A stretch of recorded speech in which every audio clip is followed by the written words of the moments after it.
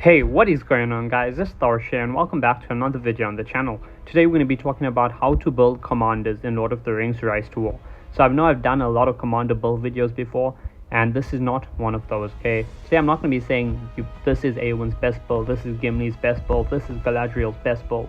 Today we're going to be talking about how to build your commanders in general and what you need to look at first. And I know I've done videos kind of similar to this before, but people are still asking me. I'm still getting DMs, or people are still leaving the questions in my comment section saying, how do I build this commander? Or even in my fellowship chat, I'm seeing reports posted by guys using like the absolute worst builds. Like I'm seeing a Dwalin with an all heal build, but like with mixed commander damage, and then he's throwing it in against the Theoden, and he's like, why is my commander dying? Why are they getting absolutely wrecked? Well, I'm seeing an Eowyn with a full commander damage build, or like mixed heal for the army plus commander damage. I'm just seeing these very weird builds, and like people are just not, they're not building their commanders properly. Another thing I see a lot of is people don't max out a skill. They'll go and they'll put like 3 skill points into every skill they have. I don't know why. It's not effective to do it that way, but yeah, that's what we're going to be talking about today. Also, quick shout out, but the Lord of the Rings Rise to War team, they've actually put out a mobile game, not a mobile game, a website slash browser game. I'm probably explaining this terribly, but if you guys want to go check that out, I will leave a link to it down below in the video description. So I believe it is a browser based game that you can check out and you can try out once it's released. So go ahead, check that out. I will leave the link to it down below in the video description as well as the pinned comment.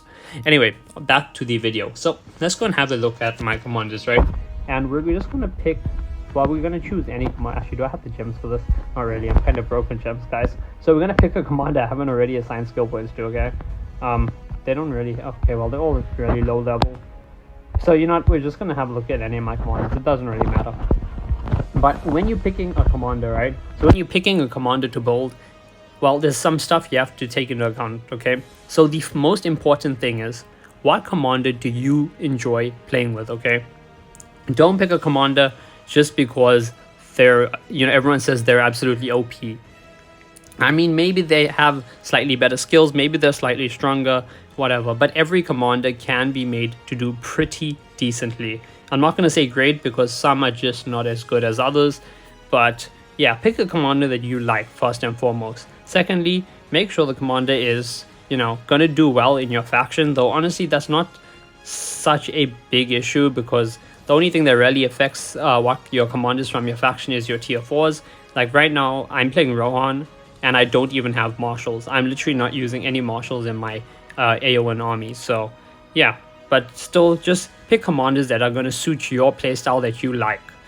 And then when you picking your commanders, don't go and, I have how many commanders here? 2, 4, 6, 8, 10, 12, 14, 16, 18, 20, 22, 24. I have 24 commanders, but I'm not using all. I use maybe 2 at max at the moment, sometimes 3 or 4, just depending on my troop situation, my resource situation, etc. So what you're going to want to do is you're going to want to pick just 1 commander to start off with, or 2 commanders at max, okay?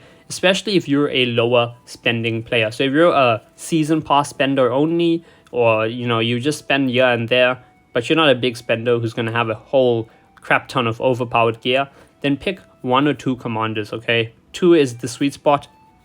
It gives you a lot of stamina. It gives you 300 total stamina, obviously, between the 2 commanders, and it allows you for like 2 different command types, like a damage commander, army commander, cav, or heal commander, whatever. It's just good to have, okay? 3, you can also do that as well if you have the equipment for it. Like I kind of have 4 commanders outfitted. They're not the best because I still have to strengthen this cutlass, for example, and Theoden, and I need to get a lot of refining done on all my equipment. But still, I do have 4 pretty decently equipped commanders. So what you're going to want to do is pick 2 commanders, focus all your gear on them, okay? And the reason for this is because even if you're a free-to-play player, okay, you haven't spent a single dime on this game. After playing a couple of seasons, like I am in my 6th season. Yeah, I'm in my 6th season now. And even if I hadn't spent anything, I would have had enough purple gear by now to at least fully gear out 1 commander. at least one commander, okay? And then obviously I could have put all my gold stuff into a second commander if I had enough. But like, yeah, and let's just, okay, now let's look at Theoden, right? Because he has all purple.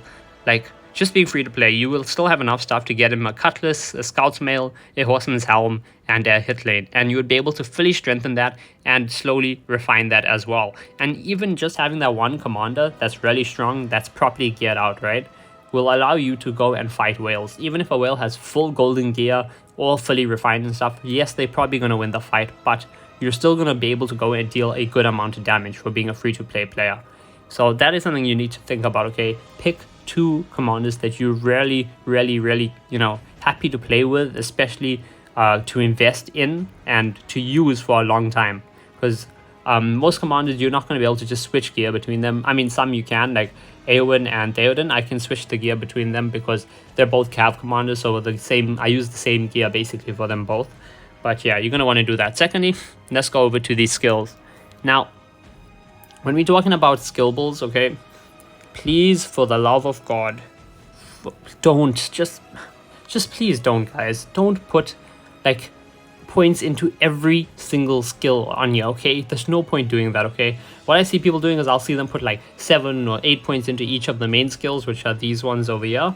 And then I'll just see them put, like, 2 points there, 3 points there, 1 point there, 3 points there. Like, that, it's so silly. Don't do that. Another thing you probably should not be doing, though, depending on certain commanders, like on Theoden, you kind of do max out 3 of his main skills, but don't go and just max out this, and this, okay? Just because those are the big 15 out of 15 skills, okay? The sub skills are also really important, okay? When you're building a commander, pick the way you want to build it, okay? So you either build the commander for commander damage, or you build the commander for army damage. Don't go with hybrids, okay? I mean, depending on the commander, maybe you could get a hybrid build, but like, don't go and build Eowyn for hybrid, okay? Like, unless you're an R25 Eowyn, so you have a whole lot of extra skill points to put in, at which point maybe maxing out Dunhelm, Cleave, Cripple, for example, is actually worthwhile. But most of the time, you just want to focus on building a commander for either army damage or commander damage. So for my Eowyn, for example, if we have a look at her, we'll see that she has Rohirrim, right? Rohirrim increases damage on mounted units. Riding Excellence decreases damage taken by mounted units. White Lady of Rohan heals my mounted units every round. Frontline Rescue heals all my melee units, which are my entire army is melee mounted units. Heals them all in round 3. Nobility increases damage dealt of all my men units. So basically all her skills are focused towards increasing the damage or reducing the damage taken by my army. For example, Shield Maiden, melee units 40% chance of reducing physical damage received by 30%. So everything here is focused towards army. The only thing that's not is Cleave, and that's because I have the extra skill points. Sorry about that, guys. And that's because I have the extra skill points to put into Cleave. I could put them into defensive stance or attack rifles, but those are all still commander damage stuff, and I don't have anything else I can put it into that's gonna supplement my army, so I'd put it into Cleave just to get that little bit of commander damage. For example, let's go and have a look at my Gimli. Gimli, as you can see, is fully built for commander damage. I don't have... Okay, well, with Gimli, for example, you can put 2 points into Lockbearer and 1 point into Protect Elves, and that just allows you to keep any Elvish units in your army safe until all your Dwarvish units are dead. So that's a rare case where you can put 3 points into that just to safeguard the Elvish archers normally that you use, for example, your Sentinels or March Wardens, etc. But for the most part, you're going to want to invest everything into his damage, which is Experienced Warrior, Hunt Down, Collaboration, Durin's Blood, Whirlwind, All In, Lord of the Glittering Caves, Break Defenses, and Heavily Wounded. So yeah, hope this video did help you guys out. It's not a in-depth, like, it's not a how to build, it's not a specific commander build video, I guess I should say, guys. It's instead just some guidelines that you need to look at and you need to think about when you're building your commanders, okay? Things to think about, as I said, is pick a commander you like to play. Pick 2 commanders in total, probably, especially if you're a lower spending player. Probably 2 that are different. Don't pick 2 damage commanders. Pick 1 damage, 1 army damage commander if you can, and focus all your gear on them. When you're building their skills, don't go and just put skill points willy-nilly into anything.